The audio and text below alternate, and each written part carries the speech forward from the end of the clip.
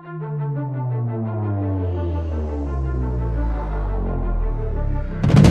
can be only one podcast, and may it be the Prince of the Universe. Hi, folks. I'm Matt. And I'm Wes. Hey, Wes.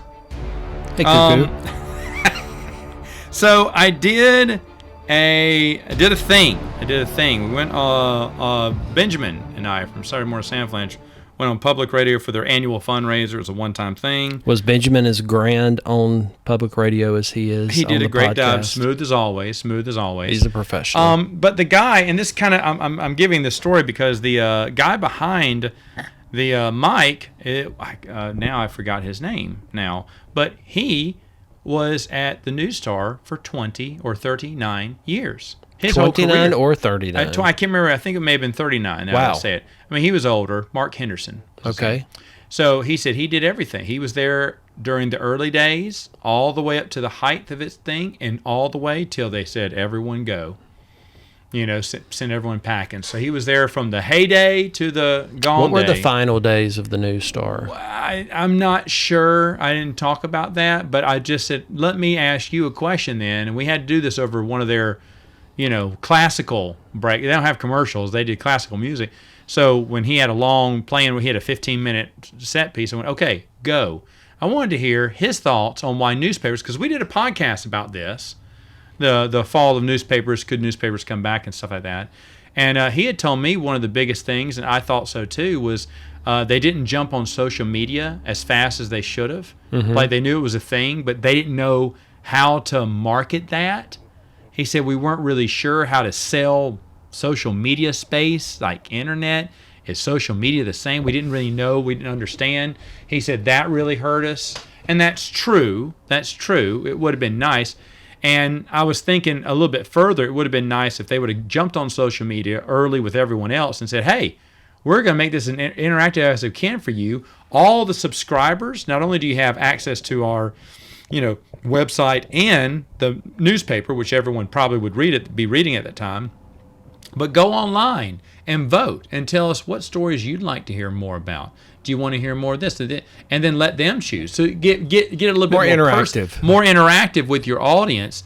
And I think that would have kept them relevant, engaged, probably a little bit more. I think still newspapers are destined to go away. Yeah. But I think you could have lasted another 5-10 more years, with that interaction, kept some of that. Because at this point, it wasn't Gen X. They were, Gen X was already walking away from newspapers. We weren't getting newspapers. You and I weren't. We weren't even interested in that.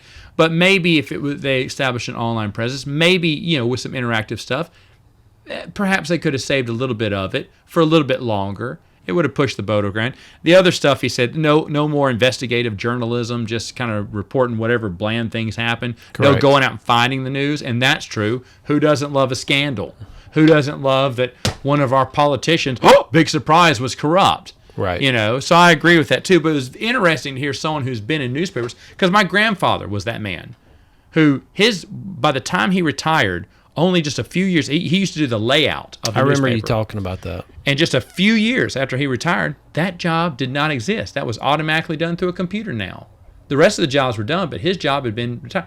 Well, my grandfather had already retired from that. Right. So he lived the full life. He got to see the heyday of the newspaper. And he died in the mid-2000s when newspapers were beginning that decline. They were still around. They were still a big deal. Especially you had to get that Thanksgiving newspaper with all the sales, and that's still where we got our Black Friday sales. So they were still a resource, but it was definitely on the downslope. But he never got to see its end. Right. And how can you believe that you spent your whole career doing something that now does not matter? It's not even a job. It's not even a thing anymore. So that's kind of wild. But my grandfather died before any of that came about. So that's kind of it was a good time for him. Right. From life to death. And this man is the same one, but he's lived a little bit longer. He's a little bit younger, but he's worked in it for just as long. So he got to see the rise, fall, and elimination of it. That was a very interesting conversation. And before that, it had got me thinking of our topic today, which may be a two-parter. In fact, I'm almost positive it'll be a two-parter, about old technology, things that we used to have that we don't anymore. Right. Now, there's two types of people on this podcast listening right now. There's people who are going to be going, I remember those days. Oh, yeah, I remember that. And then there's going to be other people going, I don't know what the heck you're talking about. I'm going to have to Google that. So come with us. why don't you, in this exploration of past tech. Is that your National Public Radio? Come with us. Come with us. Come with us. Today we're going to be looking at the soybean farmer in Idaho. Yeah, all that interesting stuff. With that, they have that bland but authoritative voice. I would think if anybody could pull that off, it would be Heath. God bless America. That man was built for public radio. He wasn't was he? made for monotone. We still need him. We still need to get him on here for his Mecca trip he made last year. I think he's forgotten that trip. No, not with the subject. You would need to, have a lot of callbacks for him to trigger those memories. Well, I think we'll get him a decaf coffee to kind of perk him up a little bit. Mm-hmm. Nothing too heavy, God forbid, but we'll give him a little bit of that.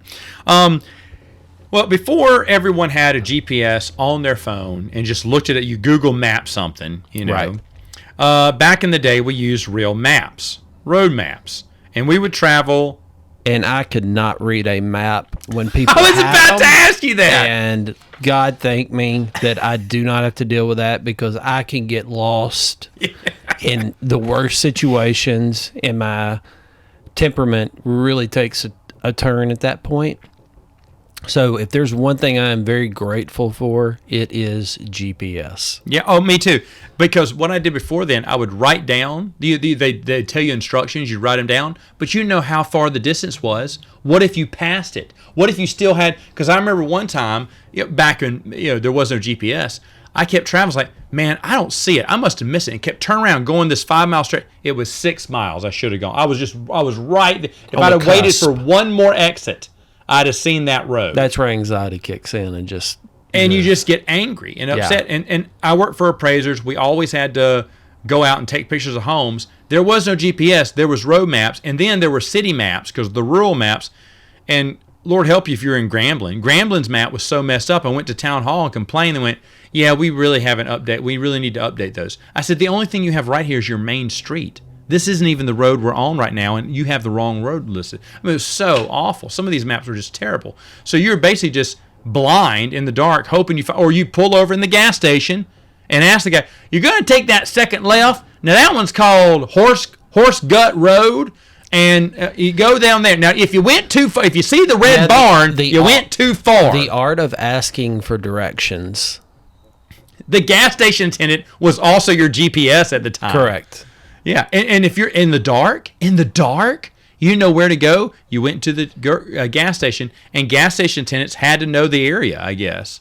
You hoped. You hoped they did. You hoped they knew where it was. But then it wasn't streets. It was more like when you're going to see a red barn, then take the next left. Don't take that left before it. And see, that's the way I do directions. And I remember, like, Cass, when we were younger, he would say, you don't know anywhere, you don't know a street, you know a destination. Yeah. And yeah, I don't know if that's a Southern thing or just being an idiot, but I've never thought of that. Is that a Southern thing where we just name landmarks and houses? Because to be honest, that was the way you got directions. That was the thing I was leading into. If you didn't have your map, because I remember for Christmas, Mom got me a road map atlas because I like to travel, but Lord knows I got lost most of the time. So she gave me the road map. I remember pulling over in the middle of the night on the highway, so pissed off because I couldn't find where I was. I'd have to open up my map and look and get my flashlight out. And then sometimes take that map into the gas. You remember gas stations always sold maps of their state. Yeah. But you go in there and you say, with the map, where am I? Point where I am. You're right about here. So you got to take that. Where's that road? I couldn't find it. Well, see, it's kind of not marked very well, but you're going to look at it, and if you blink, you're going to miss it. But it's over to your right. And, I don't miss any of this. For anybody who it wasn't a good time. You said, oh, yeah, the good old days. This was not the good old days. I don't think anyone would have said map. But see, I remember my glove compartment was full of maps. And that was because of my job at the time. I had to go over all northeast Louisiana and some parts of Arkansas and Mississippi even. I went out to Vidalia. No, is that Mississippi? No, it's right outside of Mississippi. Right outside of Mississippi. It's on Louisiana. I had to go into town hall and ask for their map. Vidalia. I've always heard of Vidalia. Okay. Well, see, so small I don't care. I'm kidding. But the thing is, though, just going out to all these places and trying to get their town map just so I could figure out where the heck this street was. And sometimes they didn't know because even back then, you had dirt road. I remember traveling down dirt roads, gravel roads, where houses, those rural areas. Sure. One, and I don't know where this was. I need to ask again, but I remember one was just grass with tire tracks. And I was like, what is going on here? And there were like 5 houses around this pond. And I was like a I'm going to compound. die. I'm going to die out here. Yes. It was like normal looking houses. And I was like, but they're around, but they built around this lake. It's probably a family. Sure. And they're brothers and sisters and whatnot. Yeah. And I get that, but I was like, you don't even have gravel. Like, Hillbillies. I drove down a dirt road, and that was the main road for you guys. I mean, most roads I say most, but a lot of roads have been paved now that were dirt and gravel. But back then, there was a lot more dirt and gravel, and you get lost pulling into someone's house, having to back up because you don't want to bother them. If the light's on, maybe you knock on the door, but you're in the middle of nowhere. Did you have those moments too? Knocking on strangers' doors. To ask for where you were? I've had that happen before. Yes, I have. Yep. Yeah. Yep. I've done that. I I've hated had doing to do it. that. But I'm like, I'm sorry, I'm lost. Yeah. I don't know where I am. Yeah. Is this? I'd say, is this? I remember as a whatever kid one time going out to a friend of mine's girlfriend's house who I had no idea how to get there. Once I got there, I had no idea how to get back because we were intoxicated and all the other things that go along with that. And I remember driving on this road, not sure where I was going, and saw like a group of people outside and went and said, hey, like, do you have any idea how to get back to blank? Like, tell me how to get back to Sesame Street. It was just terrible. And luckily, some good old boy was like, yeah, just follow me out. Oh, that's nice. So, yeah. And that's usually what you had to do. Sometimes you had to follow. Oh, that's the other thing. To find where you were going, you had to follow the guy who knew where you were going. Yeah. And if that joker ran that yellow, you were pissed because they kept going. You're like, wait, I don't. And you're trying to speed up, catch up with them. Right. I think they took a left there, and then they have to wait in their car for you to back. Yeah. Dude, I just remembered that. That was another thing used to happen. You used to be led by another car. And if someone cut you off, then you're, oh, wait, I'm behind. The promised I don't know where I am. Yeah. And then our technology improved somewhat because then you had the Garmin, the Magellan, the TomToms. Did you ever have one of those? I did not have one of those. I bought one immediately when I heard it connected to a satellite, which gave you the map. I said, so it's a map. It's a digital map. It'll tell you, push in the destination. That still was not going to help me. And there... And I want to say I got all 3 of these at one time because I feel I had a TomTom, a Garmin, and a Magellan because once one broke or froze up I just got another one, but I'd get a different brand. And I don't remember which one I liked the best. I remember TomTom. This is back when Pirates of the Caribbean had come out. They could let you your car could be symbolized as the Black Pearl ship. And I was like, oh, that's cool. So I bought the Black Pearl overlay for 99 cents or whatever. So you could look like the Black Pearl. You love a good gimmick. Well, it was a gimmick, all right. But I did love, and you always had, but the thing was you had to plug this in, go to their website, and upload. It wasn't automatically uploaded, so you had to upload the new maps and everything. And so that took about an hour or so. That almost sounds more antiquated to me than reading a map. It is very antiquated, but the thing is I loved it because you could pop in, you type in where you wanted to go, and it would give you, like today's world, it would give you a destination, look where Correct. to go, where to turn. It would have voices, turn left here, or you could mute it, which I did. And sometimes if you could buy someone's voice, like Samuel Jackson or someone giving you directions. Wow. They'd have those pack. I didn't buy any of that. But the thing was, though, I loved it because now I was like, great, I wish we would have had these. Siri. And I didn't need maps anymore. Well, now you have Siri or Echo. Yeah, you don't want to say its name, it'll turn on. Okay. But anyway, I mean, Google Maps is the same thing now. You can listen to it and run and go and do whatever. But the thing is, though, that Garmin, that TomTom, and I think the third one was Magellan. They didn't make it that long. But Garmin and TomTom would have been the big ones, and everyone used to have one. In fact, I have a buddy. The reason I'm saying this right now, and this is the whole reason I think it came up, is he has a TomTom in his car still. Now, I went, what is that? Is that Tom? He said, yeah. I mean, how old is this vehicle? His vehicle's not old. He just kept the TomTom because he likes it because it's right there on the dashboard. He doesn't have to have his phone out. Okay. And I get it. That's something that can be your navigational thing. And now now the new ones automatically update, or I would hope if there is a so. new one. But yeah, but he told me, oh no, I love it, love it. And I was like, I haven't seen a TomTom in someone's Since car before in you were forever. born. It's back in ye olden days. But those were just ways. I mean, now obviously we can find anything. We don't even have to call and ask anyone where we're at or what we're doing, unless there's a faster way that's not, the map makes you go a longer way. Yeah. But that's one of the crazy techs.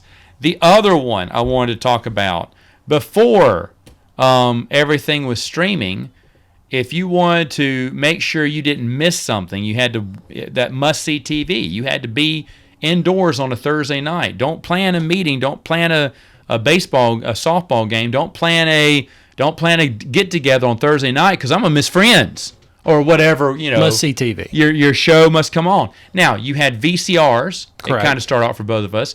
But what people don't understand, well, maybe people do remember, is the VCR was not the most reliable thing. If the lights blinked in your house, your VCR was gone. It was off the fritz, and it wasn't going to record squat. Or sometimes you type it in, but accidentally went to 7 a.m. instead of 7 p.m., so it didn't record at all. So there were times that I'd set the recorder, and it wouldn't record.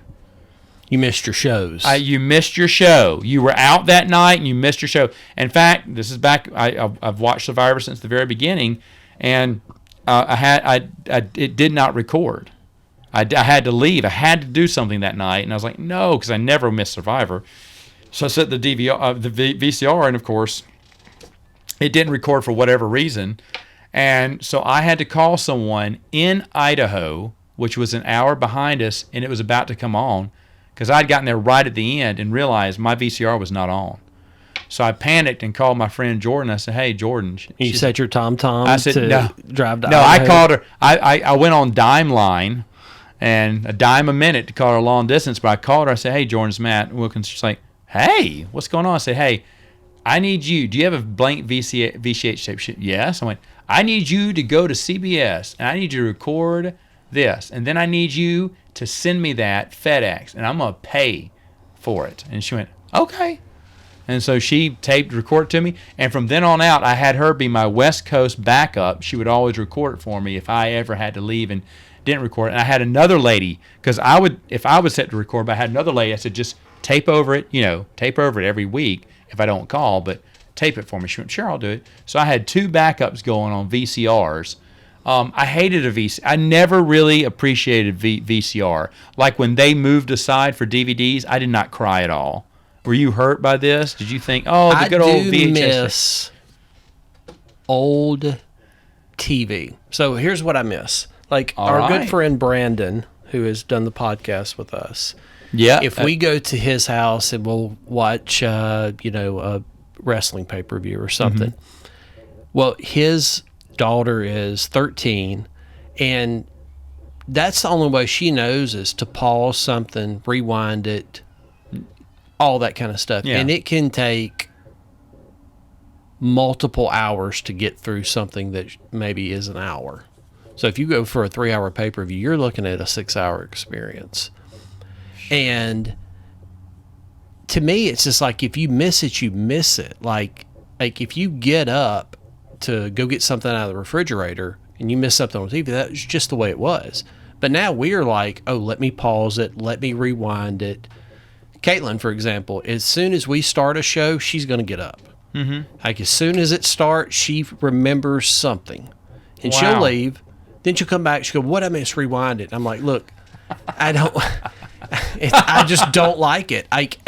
Because to me, it's like, just watch it. Just watch it. Yeah. Sit and watch it then. Like I would rather miss something and go, oh, I should have watched that than have to go back and backtrack it. So I say all that for missing a VCR. Watching TV in not such a clean fashion, I really miss. That's true, because I'm going to switch over to live sports. You got to go to the bathroom. You got to go. And then, of course, you miss the big hit, the big catch, the big whatever. Right. You're like, no. And then you're hoping to catch it on replay. Remember, that's how you used to be able to catch it. It's like, oh. What I miss. Watch it. Yeah, what I miss. You come running out. or you go get something to eat at that point in the kitchen, and that's when something big happened. Yeah, that's true. That's true, because now you can pause and go back. I just feel like it's taken the spur of the moment enjoyment, and just everything is like in this bubble. Right. And it takes a lot of the energy out of it. I see that. But as far as like watching old TV, I just miss the look of old TV. Oh, yeah. I feel like it's just too crisp. It's too sharp.